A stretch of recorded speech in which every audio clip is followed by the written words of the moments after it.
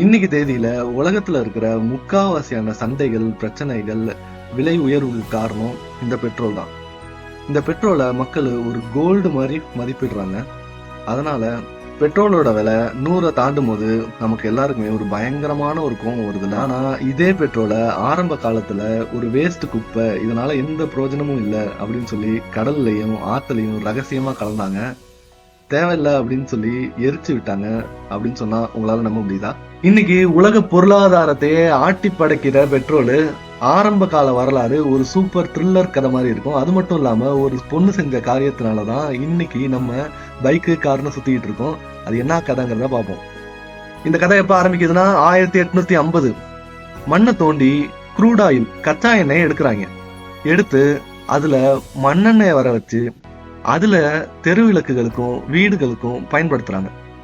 அப்போ இந்த பெட்ரோல் அவங்க கண்ணுக்கே தெரியல, அது ஒரு பொருளாவே அவங்களுக்கு தெரியல. இந்த க்ரூட் ஆயில சூடுபடுத்தி சுத்திகரிக்கும் போது மண்ணெண்ணெய்க்கு முன்னாடியே ஒரு திரவம் வரும், அதுதான் நம்ம பெட்ரோல். கொடுமை என்னன்னா, அப்போ பெட்ரோல்ல ஓடுற இன்ஜினே கிடையாது. அதனால ஆலை அதிபர்கள் என்ன பண்ணாங்க அப்படின்னா, அதை நிறைய கீழே ஊத்துனாங்க. ஆறுகள்லயும் கடல்கள்லயும் ரகசியமா கலந்தாங்க. சும்மா லிட்டர் கணக்குல இல்ல, டன் கணக்குல அதை எரிச்சு வேஸ்ட் பண்ணாங்க. இப்படி வேஸ்ட்னு தூக்கி போடுற பெட்ரோலோட தலையெழுத்தை மாத்துறதுக்காக 1888 ஒருத்தங்க என்ட்ரி கொடுக்குறாங்க. அவங்களோட பேர் தான் பெர்தா பென்ஸ். இவங்களோட கணவர் கார்ல் பென்ஸ் அப்படிங்கிறவர் தான் முதல்ல பெட்ரோல்ல ஓடுற காரை கண்டுபிடிக்கிறாரு. இந்த காரை கண்டுபிடிச்சு மக்கள்கிட்ட காட்டும் போது, குதிரையில ஓடாத வண்டி ரொம்ப ஆபத்தானது அப்படின்னு பயந்தாங்க. அது மட்டும் இல்லாம இது ஓடாது அப்படின்னு சொல்லி அவரை கிண்டல் செஞ்சாங்க. கணவர் தயங்குறத பார்த்த பெர்தா பென்ஸ் ஒரு அதிரடி முடிவு எடுக்கிறாங்க. 1888 ஆகஸ்ட் மாசம் அதிகாலை நேரம், அவங்க கணவர் நல்லா தூங்கிட்டு இருக்க அந்த நேரத்துல தன்னுடைய காரை எடுத்துக்கிட்டு தன்னுடைய 2 மகன்களை தள்ள வச்சு காரை தன்னுடைய வாசல்ல நிறுத்தி தன்னுடைய அம்மாவை பார்க்கறதுக்காக 106 கிலோமீட்டர் இந்த கார்ல போகிறதுக்காக அவங்க முடிவெடுத்தாங்க.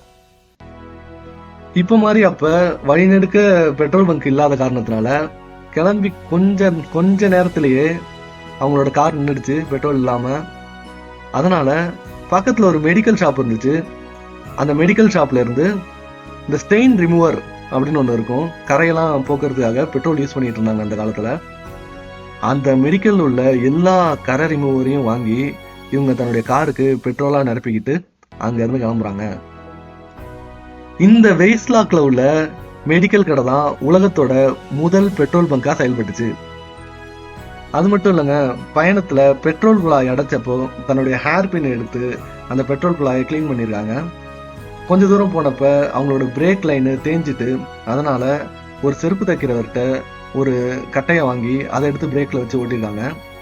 கார்ல உள்ள ஒயர் ஷார்ட் ஆனப்போ தன்னுடைய கால்ல இருந்து ஒரு துணி எடுத்து அதுக்கு இன்சுலேஷன் கொடுத்து ஓட்டிருக்காங்க.